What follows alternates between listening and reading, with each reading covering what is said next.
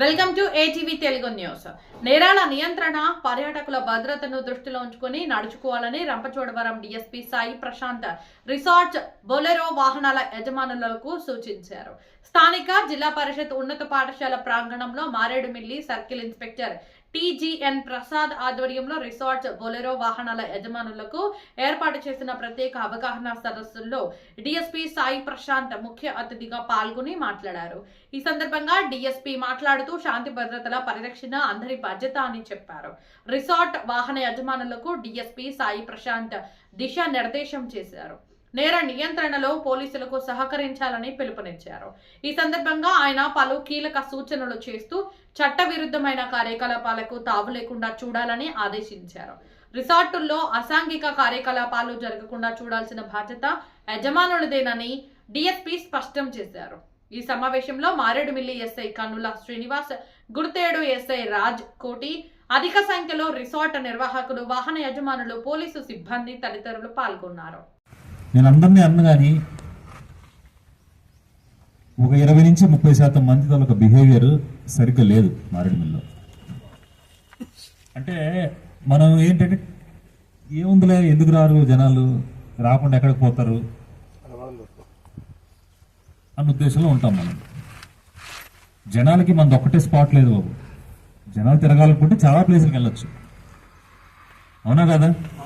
పాపికొండలకు వెళ్ళొచ్చు కదా, పాపికొండలు ఏం తక్కువ తీసిపోయేదా? ఉదయం వెళ్తే సాయంత్రం చాలా ఎంజాయ్ చేసి రావచ్చు. ఇక్కడికి ఎందుకు రావాలి? కాకినాడ డిండి రిసార్ట్స్కి వెళ్ళొచ్చు కదా, అక్కడ కూడా బీచ్ ఉంది, అక్కడ కూడా రిసార్ట్స్ ఉన్నాయి, అవి బాగానే ఉంటుంది కదా. అది ఇక్కడికి ఎందుకు రావాలి? చింతపల్లికి వెళ్ళొచ్చు కదా. ఇక్కడ వరకు వచ్చిన చింతపల్లికి ఎంత, ఇంకొక గంటన్నర వెళ్తే చింతపల్లి వచ్చేస్తుంది. ఆ వైజాగ్ నుంచి వచ్చిన ఇక్కడ వరకు ఎందుకు రావాలి? అటు నుంచి అట్టు పాడేరికి వరకు వెళ్ళిపోవచ్చు.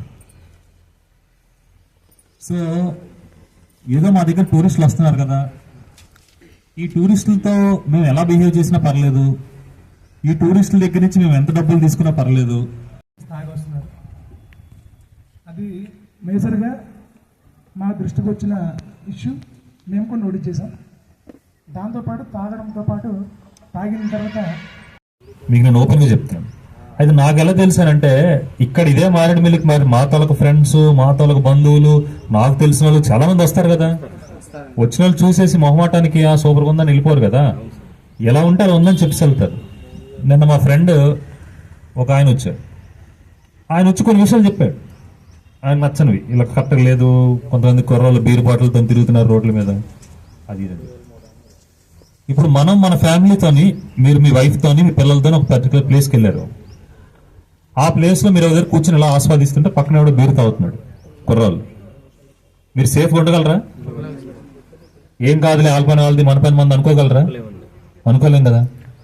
అయితే అది ఎవరి తాలూకు బాధ్యత? మనందరి బాధ్యత, పోలీసు వాళ్ళ బాధ్యత, మీ బాధ్యత కూడా. టూరిస్టులు వస్తున్న వాళ్ళకి అసలు ఎలా బిహేవ్ చేయాలో ఫస్ట్ నేను టూరిస్టులు అందరూ కూడా మంచి వాళ్ళు, అసలు టూరిస్టులు అందరూ కూడా గొప్ప వాళ్ళు, మీరు మాత్రం తప్పు చేస్తాను. వస్తున్న టూరిస్టుల్లో కూడా ఒక 10% మంది 20% మంది కరెక్ట్గా బిహేవ్ చేయని వాళ్ళు ఉండొచ్చు, ముందు ఒక మాట అని తర్వాత డబ్బులు ఇవ్వని వాళ్ళు ఉండొచ్చు, అర్థమవుతుందా? మీరు చెప్పినా కూడా వినని వాళ్ళు కొంతమంది ఉండొచ్చు. కానీ చెప్పే బాధ్యత మీది. ఎందుకు చెప్పే బాధ్యత మీది అంటున్నానంటే, బాబు ఈ మారేడుమిల్లి టూరిజం మీద ఇది ఇప్పుడిప్పుడే డెవలప్ అవుతున్న టూరిజం. అరకు మీరు చూస్తే ఒక 20-30 సంవత్సరాల నుంచి అరకు డెవలప్డ్. ఒక రాష్ట్రంలో ఎవరు కావాలని అరకు అనేవారు, అప్పుడు ఎవరు మారేడుమిల్లి తెలియదు. మీరు గట్టిగా మాట్లాడితే కోవిడ్ వచ్చినంత వరకు కూడా పెద్దగా తెలియదు మారేడుమిల్లి. కోవిడ్ వచ్చిన తర్వాత ఈ పుష్ప షూటింగ్ ఇవన్నీ అవడంతో నెమ్మదిగా తెలుస్తూ వచ్చింది మారేడుమిల్లి ఒకటి ఉంది. అప్పుడు ఎవరో కుర్రాళ్ళు హైదరాబాద్ నుంచి రెగ్యులర్గా జరుగుతాయి సార్. ఈ సంవత్సరం కూడా అలా బాగానే జరిగింది సార్. కానీ ఈ ఇయర్ ఏంటంటే